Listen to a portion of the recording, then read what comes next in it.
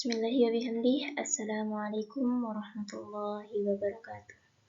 Alhamdulillahi alamin.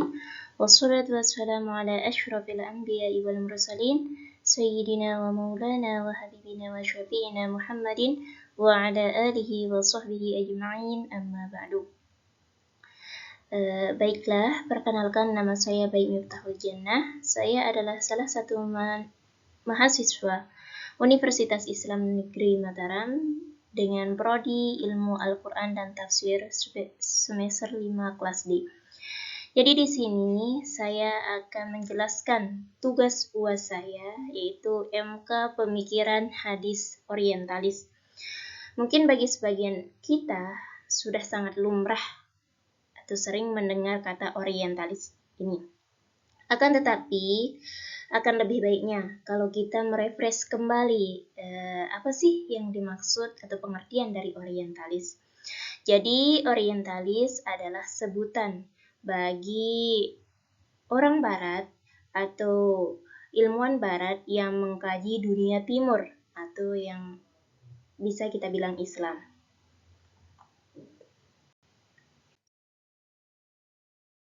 Nah, selanjutnya di sini saya memilih tema tentang teori projecting back dan bantahan terhadapnya.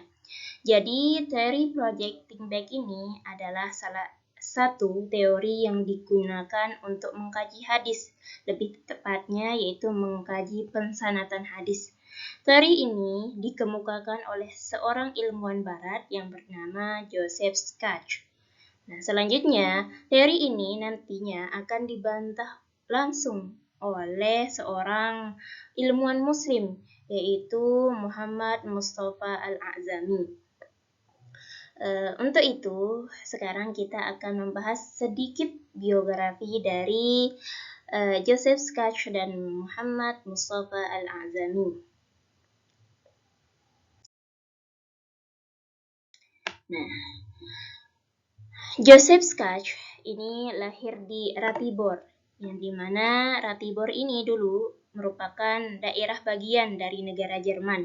Akan tetapi sekarang Ratibor ini merupakan daerah bagian dari Polandia. Dia lahir pada tanggal 15 Maret 1903. Dia beserta keluarganya merupakan penganut Kristen Katolik yang sangat taat. Dia juga dikenal sebagai seorang sarjanawan barat yang sangat cerdas. Selanjutnya yaitu biografi dari Muhammad Mustafa Al-A'zami. Beliau ini lahir di Maung, India pada tahun 1930. Beliau menyelesaikan pendidikan S1 beliau di Darul Ulum Deobandi pada tahun 1552. Selanjutnya, setelah menyelesaikan S1 beliau melanjutkan S2 beliau, yaitu di Universitas Al-Azhar Kairo, Mesir. Dan selanjutnya, beliau menyelesaikan gelar PhD beliau di Universitas Cambridge pada tahun 1966. Selanjutnya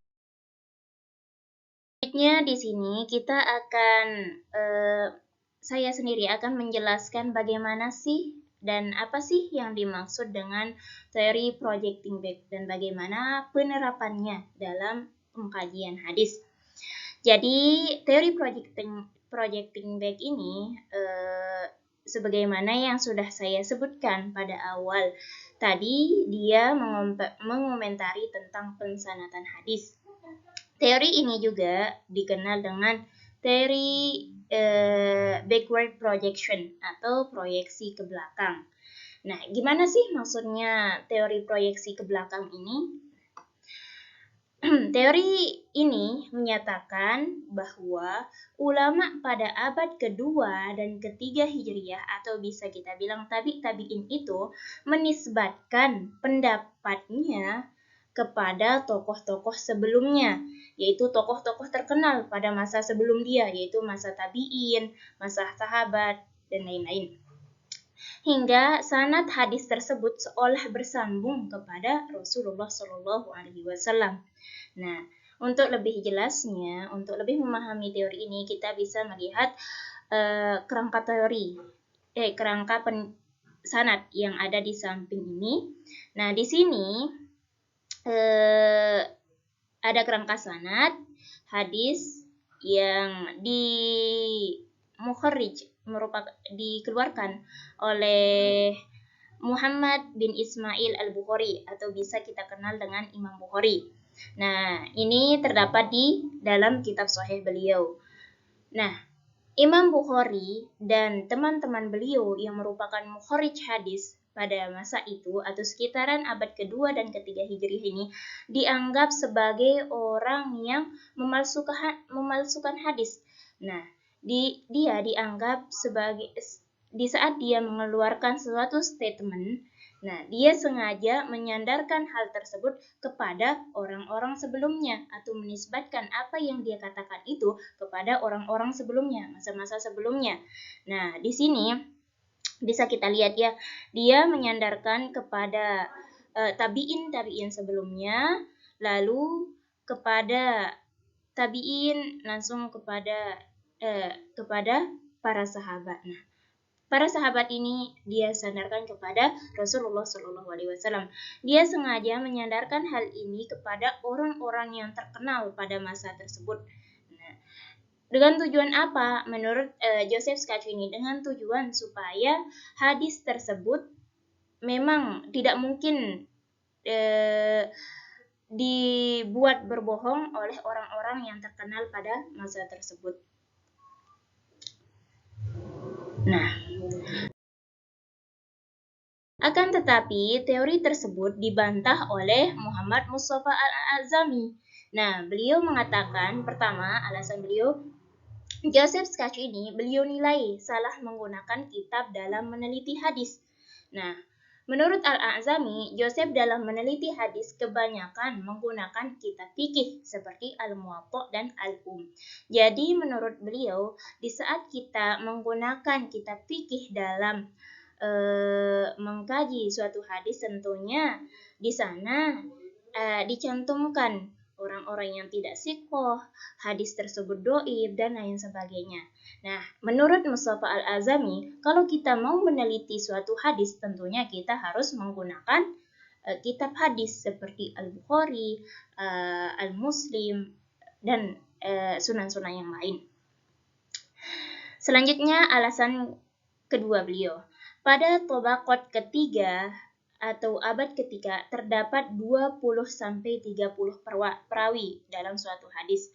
Jadi, dalam suatu hadis itu terdapat banyak sekali orang yang meriwayatkannya. Nah, pada masa misalkan pada abad ketiga sampai ke 30 orang yang meriwayatkan, atau abad kedua sampai 20 orang yang meriwayatkan. Nah, asal mereka itu berbeda-beda. Asal orang yang 20 atau 30 orang itu. Nah, secara logika, menurut Mustafa Al-Azami, mustahil mereka itu bersepakat menyampaikan suatu hadis secara bohong. Jadi, karena asal mereka yang berbeda-beda dan fasilitas pada saat itu tidak memungkinkan mereka untuk mengungkapkan suatu kebohongan secara bersama-sama. Itulah alasan kedua yang disampaikan oleh Mustafa Al-Azami kenapa beliau tidak setuju dengan ungkapan yang dikemukakan oleh Joseph Scacchi. Dan alasan yang ketiga yaitu jikalau hadis benar-benar itu merupakan penyandaran ke belakang yang dilakukan oleh ulama abad kedua dan atau ketiga Hijriah, lantas mengapa ada sebagian dari ulama itu yang mencantumkan nama-nama orang yang lemah dalam sanadnya. Jadi menurut Mustafa Al-Azami, seandainya hadis tersebut dicantumkan oleh orang pada abad kedua dan ketiga Hijriah kepada orang-orang yang sebelumnya, lantas mengapa dia mencantumkan orang-orang yang lemah pada pensanatan hadisnya? Secara logika, seandainya dia ingin pendapatnya itu untuk dipercaya, tentunya dia akan memilih orang-orang yang sikoh untuk dicantumkan dalam pensanatan hadisnya. Jadi itu beberapa alasan-alasan kenapa mengapa Mustafa Al-A'zami kurang setuju atas pendapat yang diungkapkan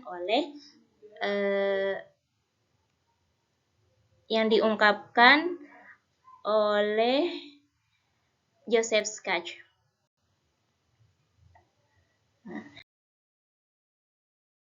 Mungkin itu aja penjelasan dari saya. Sekian. Wallahul muwaffiq wal hadi ila sabilir rasyad. Assalamualaikum warahmatullahi wabarakatuh. Semoga paham.